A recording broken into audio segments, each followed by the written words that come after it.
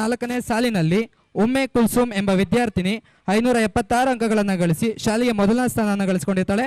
So I call upon Umme Kulsum on stage to take this honouring. I request Shrimati Radhika Sridhar ma'am to do this honouring. Give them a big round of applause.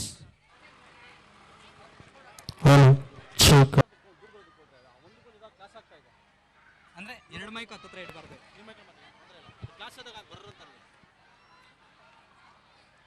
ಈ ವಿದ್ಯಾರ್ಥಿನಿ ಕಳೆದ ವರ್ಷ SSLC ಪರೀಕ್ಷೆಯಲ್ಲಿ